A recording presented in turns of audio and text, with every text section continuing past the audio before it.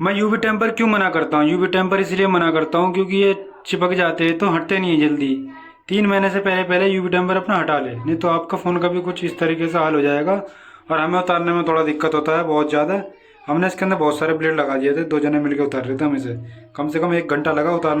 इसीलिए कहता हूँ यूवी ग्लास लगाए तो लेकिन 1 महीने तक बस, उसके बाद उतार दे। बाकी हमें फॉलो कर ले, कमेंट करे, लाइक करे, हम बताते रहेंगे आपको क्या है क्या नहीं है।